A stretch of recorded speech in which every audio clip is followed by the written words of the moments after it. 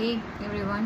So ரீசெண்டாக ஒரு விஷயம் வந்து ரொம்பவே வந்து வைரலாக போயிட்டுருக்கு. ஸோ அது என்ன அப்படின்னா, சமந்தாவுக்கு வந்து நிறைய பேர் வந்து ரொம்ப சப்போர்ட்டிவாகவும் பேசுகிறாங்க. ஸோ அது மட்டும் இல்லாமல் ரொம்ப என்கரேஜ்மெண்ட்டாகவும் இருக்குது சில கமெண்ட்ஸ்லாம் வந்து பார்க்குறப்போ.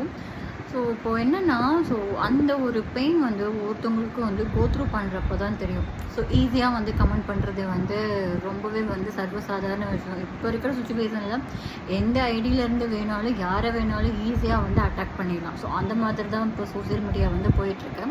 ஸோ அப்படி இருக்கிற விஷயத்தில் இப்போ நாக சைத்தன்யாவும் ஸோ இன்னொருத்தவங்களும் வந்து இப்போ என்கேஜ்மெண்ட்ற ஒரு அனௌன்ஸ்மெண்ட் வந்ததுக்கப்புறம் ஸோ ஃபுல் அண்ட் ஃபுல் வந்து நெகட்டிவிட்டி எவ்வளோக்கு எவ்வளோ வந்து அவங்கள வந்து பில்லிங் பண்ணுறது எவ்ரிதிங் எல்லாருமே இப்படி தான் பண்ணிருக்காங்க.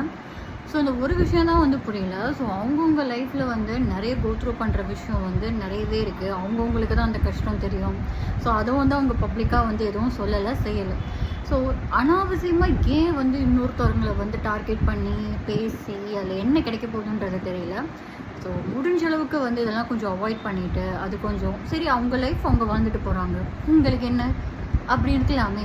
அதை விட்டுட்டு ஏன் வந்து இந்த மாதிரி தேவையில்லாத ஐடிஸ்லாம் போயிட்டு அவங்கள வந்து பேசுகிறது அப்படி வந்து பண்ணுறனால என்ன கிடைக்க போகுதுன்றது தெரியல. முடிஞ்ச அளவுக்கு வந்து எல்லாருக்கிட்டேயும் வந்து ஒரு பாசிட்டிவ் வைப் வந்து க்ரியேட் பண்ண வந்து ஸ்டார்ட் பண்ணுவோம். ஸோ அதுதான் இன்னைக்கு நான் வந்து சொல்ல வந்த விஷயம்.